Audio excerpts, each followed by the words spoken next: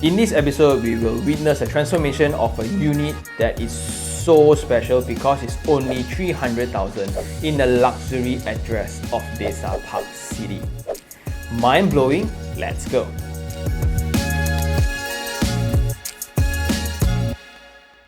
What's up guys, this is Sean and welcome back to another episode of the Transformation Project series.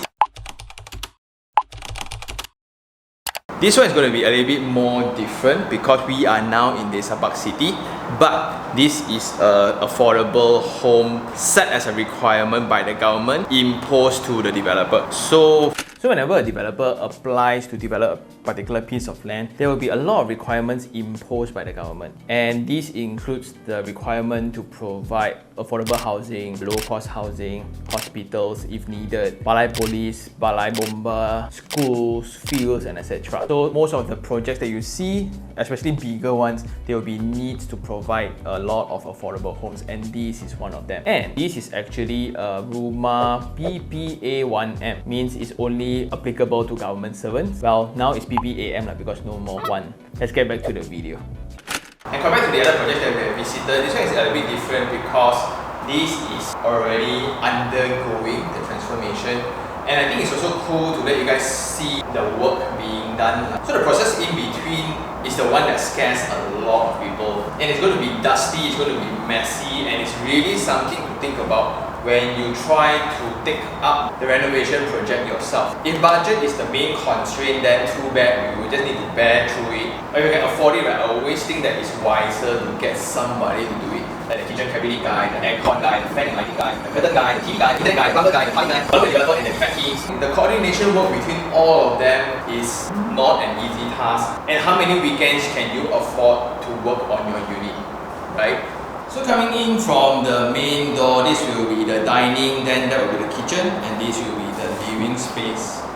And the width from wall to wall is not bad, it's 3.3. Just that the ceiling height for this is 2.8. Yeah, it's slightly on the lower side of this because now apparently the standard is 3 meters lah. And this is an 862 square feet unit, 3 bedroom, 2 bathroom. Okay, along with your own balcony. That's nice. So across the living room, then that will be the balcony, and this will be the one facing the car park lot before facing the highway. So I like that they incorporated the car park structure as an extra buffer away from the highway, so what you can see is only the greens and the mountains and some luxury homes. That's cool. Then you have a steel handrail here with a 700mm balcony. And this will be the location for your aircon latch already. So I don't think it came with the unit. These are installed later. And for the kitchen itself, is also bare furnished. You have only tiles, but I like that it's full height lah. So that's great. And then will be a window here. This will be the yard space.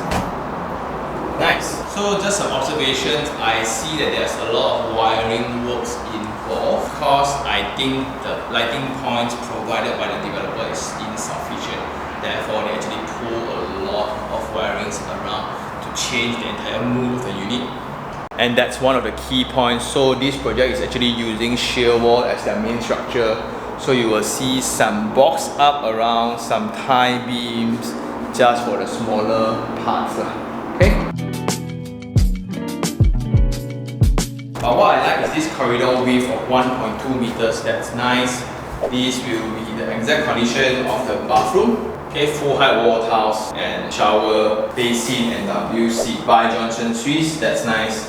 But wow, dusty, a lot of drilling works. Then the next bedroom, this will be the one facing the internal void. Very small window here. And the dimension for the space is 2.3 meters by 3 meters wide. It's okay, just that because of the lighting qualities, it seems a bit smaller.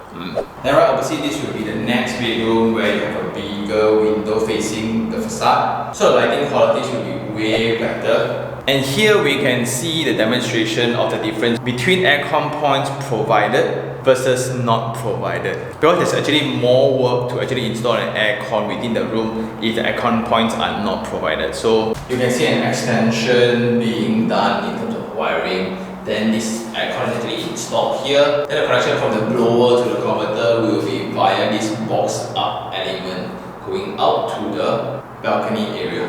Then this extra one needs to be tapped from the existing wirings, and you can see these are all the extra work required if you want to install one aircon. But if it's in a format where it's ready to install, then got it, right? Then from the second bedroom, this will be the principal bedroom, and the window size is almost similar. But in terms of width, it's 3.16 meters, which is very nice, right? This is the standard. Developer did not compromise the space for the bedroom itself. That's very, very good. And that leads us to the principal bathroom, which is almost similar, right? So you have Johnson Swiss WC and basin together, full high wall tiles with natural ventilation. That's about it. So for some costs to take into consideration will be the aircon units because it's not provided. Then in terms of wiring works, because when the developer tries to save up some construction costs, they will try to save up the electrical wiring places as well. So that is rather limited. We can see a lot of additions of it, and we can also see the need for a kitchen cabinet because the unit is actually given in a bare mode. So that's just something to think about, okay? And I'll give you guys more numbers in the completed units. Let's get to work.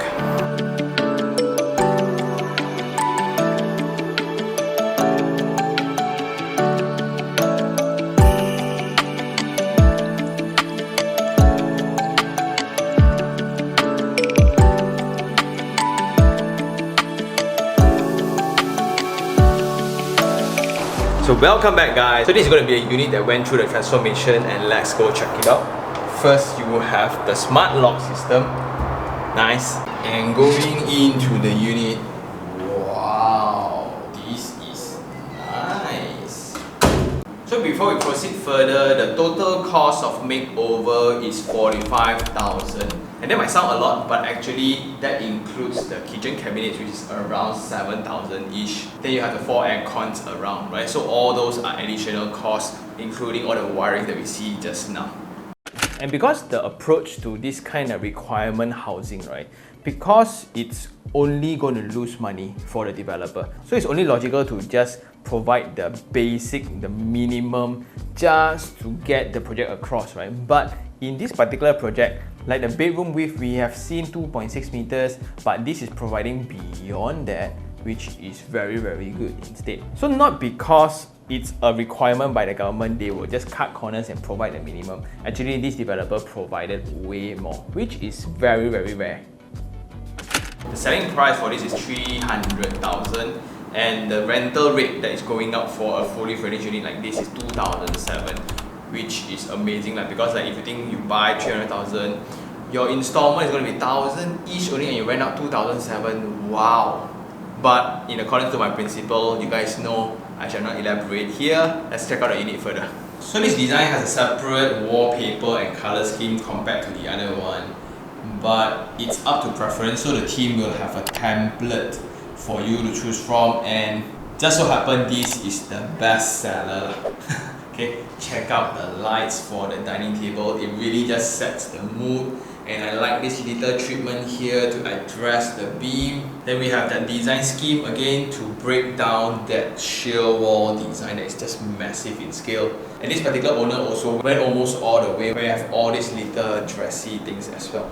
So nice, right? And by walking around, we can still see that the unit is not complete yet because there's no TV, there's no fridge, there's no washing machine, and that's going to be another 6,000 to 7,000 depending on the specs and size, right? But this is the quality for the unit itself. Very nice. You have a 2-burner hob and hood here by Firenze. They actually customized this a little bit. I really like this. This is like a separate edition from the team. Awesome with the basin. I wish this could be built under, then it's a bigger size lah. But so from the kitchen and dining, going in the kitchen, they didn't do much, just add the water heater, right? So that's the only addition, including the mirror itself. Then they actually kept this bedroom empty. They furnished the principal bedroom, which looks amazing. And with that dimension, you can clearly fit in a queen size bed with bedside tables. Then the wardrobe will be placed here. And the curtain actually stretch up the height further, so you won't feel that daunting 2.8 meters anymore, right? You actually forget that it's 2.8 meters. Nice! Then the same for the principal bathroom, they're adding a water heater and the mirror. That's about it.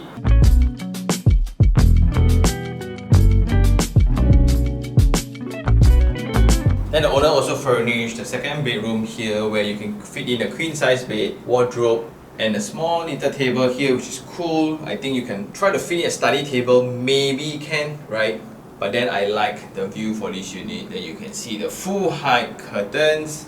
And the owner chose to separate out this room as empty. So this one can be a workspace later or whatsoever, just because the light quality is different. Therefore, the treatments for it is also minimal. And for this episode, right, it clearly demonstrates not necessarily a government housing or a social housing or an affordable housing, whatever you want to call it, need not to look ugly just because it's the bare minimum.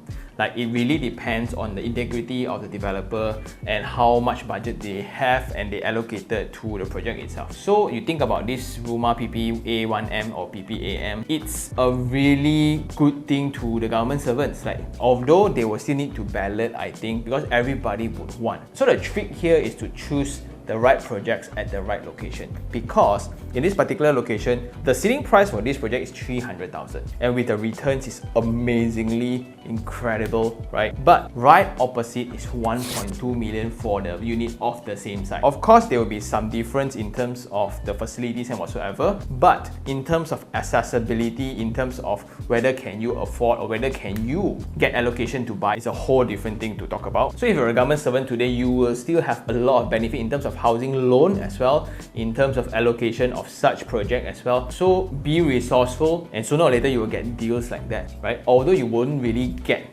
1.2 million in terms of pricing, but in terms of returns, whether you choose to do the investment part or not is entirely up to you, and it's very rewarding. Cool. But again, this also demonstrates the fact that you will need cash or certain amount of savings for renovation for your unit. But of course, there are a lot of financial assistance provided by your banks or by the company itself lah. So that's cool as well. And I think that's all for this episode. What a wonderful one, because this is a 300,000 unit that can be transformed into something so lovely. Personally, I don't even mind staying here. And I guess that's all for this episode. See you guys on the next one. Ciao.